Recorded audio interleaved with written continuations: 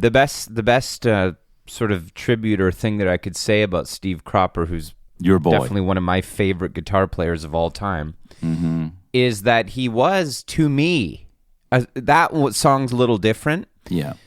Through and through a rhythm guitarist. Yeah, he's a rhythm guitar Or like player. moreover, his innovation on rhythm guitar was like unparalleled. Like he sort of turned just being funky and holding it down into an art form, and like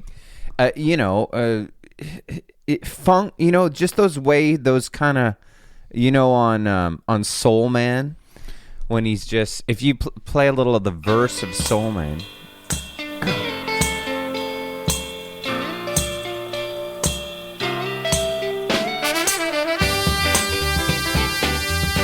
That like that's like, this is what, like 1966 or something, and it's like, that's like funk in its early stages, Yeah, a melodic rhythm part. It's also really hard to play like that.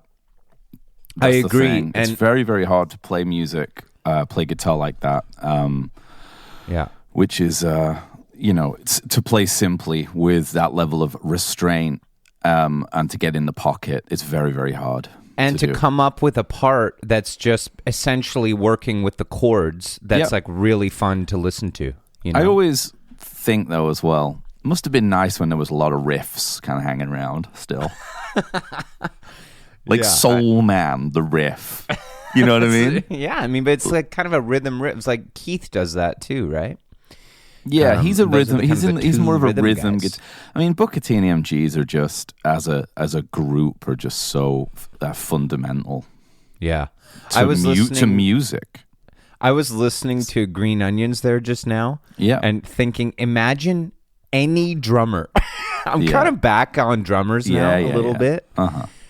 Any drummer resisting the urge between the two parts, like dong da dong da, like the organ solo, and then when he goes, hey, resisting the urge to be like down, I'll go even further, because it's Al Jackson Jr., right? Yeah, he just keeps playing. Who do you know who could even play that beat? I can't even. What's he doing on the kick drum? Like, there's no fill in. Imagine somebody not doing a fill here. It's so good. No fill. Is it just a kick on the 1 and the 3? That's it? He's not even too... It's boom, tap, ba-boom. There's like a ghosty one. Ba-bum. But it's like... I don't know a drummer who could even play that. I'm not even joking. Like, I don't know anyone who has a feel like that. No. I also, he's one of the best of all time. Yeah, he's up there for sure. There's a lot of good Cropper riffs, though. You know what? Let's listen to it for a sec, because sitting on Dock of the Bay, because he wrote the song. Yes, he wrote it. But I had to finish it. After Otis died. But a lot of people, I only say to play it because listen to his guitar playing on it. Like how beautiful and perfect it is. Because I bet you never really listened to the different parts. Like, just threw a pass of the verse and... Sitting in the morning sun, I'll be sitting when the he kind of waits to come in. He's there. Watching. No, it's just acoustic at this point. Yeah, it's nice though. The acoustic sounds awesome. It sounds like Steve Cropper. Yeah. I'm sitting on the dock of the bay, watching the tide roll away. Ooh, I'm just sitting on the dock of the bay, wasting time. It's just amazing. I left my home in Georgia. It's so cool. I've been those little parts are just so dainty. I've been nice. mixing like this last few days, just trying to get a sound together for this record I've been working on, and I'm constantly reminded that music was so much more fun when tuning wasn't a concept. Yeah. You know? Well, it makes everything sound worse tuning. is what we've figured out. It does. People thought it made it sound better, and I guess if you're like Steely Dan or something, or modern pop music, if everything's tuned, but that doesn't sound better. Maybe the issue is those Boss tuners. Maybe it's like we just need, maybe you can use maybe we do need those $5,000 Peterson strobe tuners. Maybe I want to know what they were using, if they were using anything at Stax. But they definitely weren't using anything. There were no tuners until the 80s. Well, there wasn't digital tuning, but there would have been tuned to the piano or strobe tuning. They'll have had a different thing. You think? I don't think they had that. Yeah, the Beatles didn't have that. In Get Back, they're just tuning to each other constantly and to the piano, all the time. Let's just ask the internet. There's Beatles... no strobe tuners in the 60s, dude. No way. Tuners.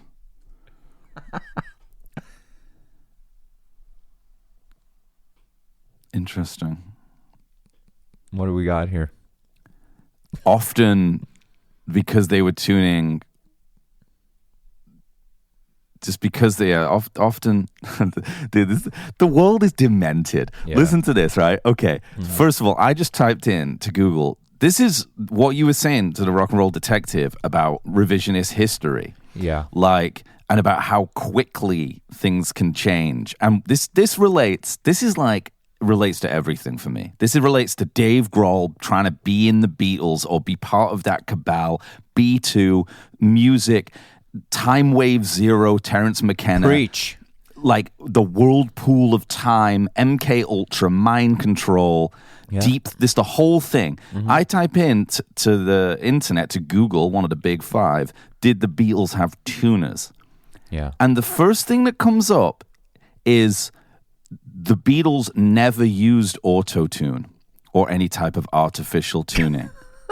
This is a question that AI presumably is answering me. Yeah. This way. So at some point, it'll say the Beatles do use auto-tune. First of all, the two things don't even work together. Auto-tune and Beatles, it's historically impossible, obviously. Doesn't even know what tuning, other than that is. No, but it will end up being they did use it on the stuff that we know. They probably do. Anyway, no, actually the answer here is no, they didn't use modern electric tuners, as you said. Often tuning, this is a different person's answer. I mean, the auto-tune answer was, there's no evidence of them using auto-tune. Sure. But often this resulted in slightly different pitches across songs, A not being, I suppose it means A not being 440. It could have, A could have been 432. Plus you get those to tape, so. Yeah, and then they used the tape manipulation, I guess, for final pitch adjustments. Might just pitch it a little weird anyway. Yeah, so there you go. You know what's a great cropper? I think it's him. I always thought it was I didn't know it was him, and then I realized that it's a Stax song, and I think it's maybe him. I always actually thought it for some reason that it was William Bell playing it, but it's a cropper riff. I could be corrected if I'm wrong, but this is one of the best riffs of all time on guitar, I think. I'll play it for you. You'll know it. Oh, yeah, you played this to open a show recently. Yeah, it was cool. Was this the one that we did a whole episode without you telling me who it was? No, this is a different song. I didn't know. That was a different band. Oh, no, this one I know because I referenced that tremolo. It's the best. For something I was recording. Out and hold you in my loving arms. Oh, when you needed me. Now I realize that you need love too. Don't rhyme like this anymore. No. That tremolo, my amp doesn't have tremolo. Mm-hmm. And I like it, and I want to get so I got this pedal. Nice. Called because when I did that tour with I wanted some for the tour I did with my project. Yeah. And I got this pedal called Trem Brulee. So fucking stupid. So man. dumb, dude. And it sounded good. You know, it was fine. Whatever.